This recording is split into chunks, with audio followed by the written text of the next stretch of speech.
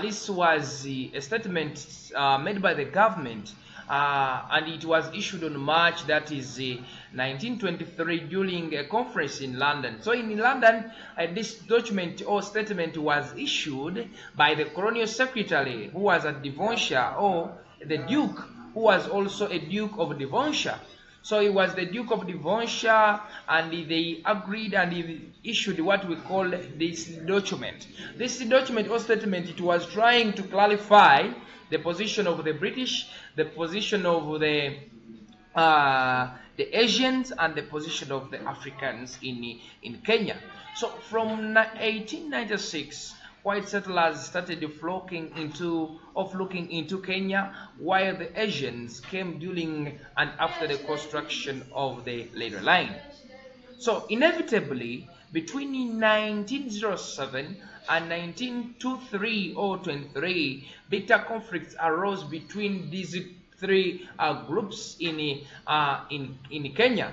That is Africans and the Asians plus the white settlers. So we went to see reasons for the signing of reasons for the declaration of this white paper in Kenya. We are going to see the reasons or the targeted goals for declaration of this document. So the Asians wanted equal representation in the Legislative Council or Legico. That made them to demand for the declaration of the Devonshire White Paper, to at least to confirm or at least to look through this problem or this unfairness in the representation in Legico or Legislative Council. So the Asians wanted to have equal representation in the Legislative Council or Legico. So the Asians outnumbered the white settlers, yet the white settlers had more seats on Legico. So that was unfair to see them having less representatives than those of the Asians or than those of the white settlers. There was racial segregation also led to the declaration of the white paper or the Devonshire. So they wanted to have equal treatment with the whites in politics, with the whites in the health sectors, with the whites in education, with the whites in the business, among others. So the Asians also wanted to look at the problem of the migrants or immigration into Kenya. They wanted to have unrestricted immigration into Kenya. So Asians wanted to have free entrance in Kenya and free exit in Kenya. So they wanted the government to allow them to freely enter Kenya without being stopped by the Kenyans.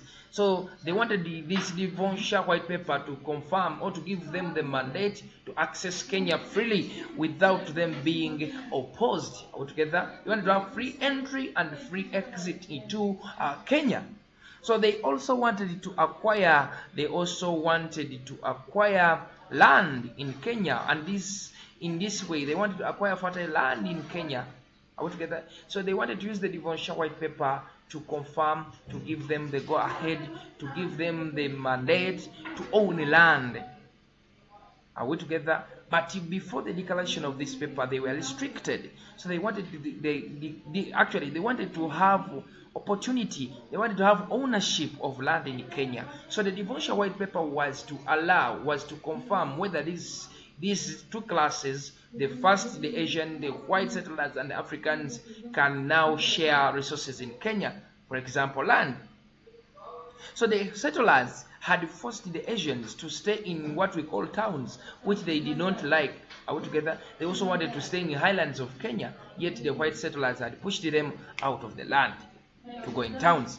Another one, Asians had formed what we call associations like the East African Indian National Congress, led by a man called Jivanji.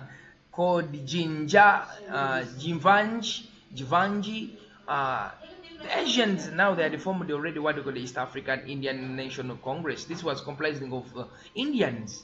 So Jinjan, which became the platform for arising out their grievance against the white settlers, and these were in Africa. So after the formation of the East African Indian National Congress, this acted as a platform where the Asians could pass, or where the Indians could pass their grievance to reach the people in charge. So this made the Devonshire White Paper to be declared on March 1923.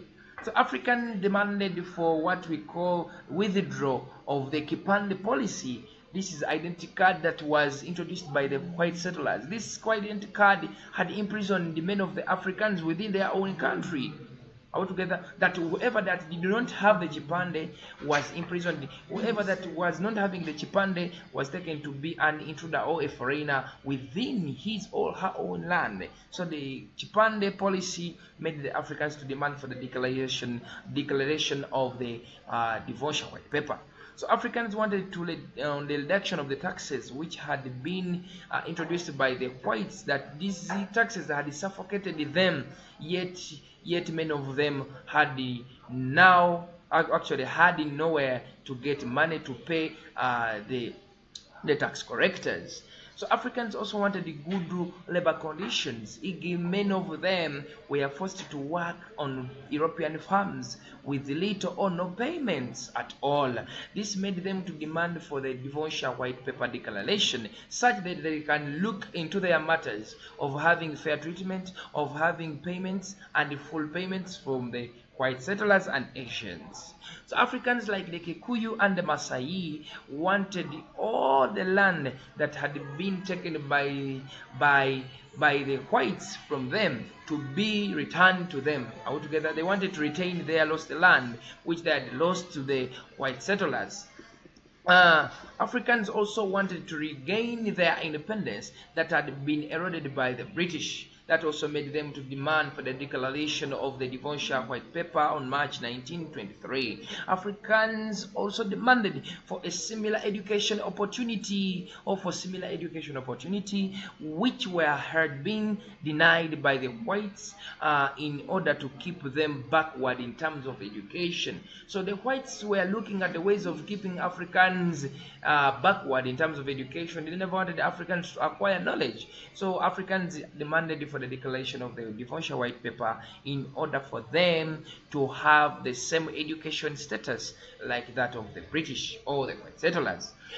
Still, Africans also wanted the fair representation in the government because they had been totally left out in politics. So this is the time when Africans were denied political freedom and all things were left to be enjoyed by the white settlers.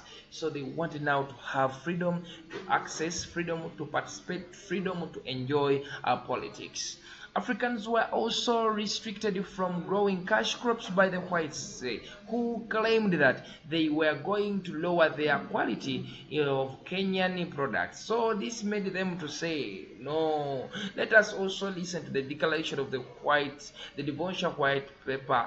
The Devonshire White Paper, this was a paper now that gave them the go-ahead to see that even they can also be participants in the cash crop economy. So this made them to demand for the declaration. Lastly, the Africans also formed a tribal organization, e.g., the Yanga Kikuyu Association and the Yanga Chivirondo Association, which became platforms of raising their views or grievances. So this made them to declare the Devonshire, or to demand for the declaration of the Devonshire White Paper together. So I beg to stop there with the reasons for the declaration of the Devonshire White Paper. When we come back, we shall look at the terms and the effects of this white paper.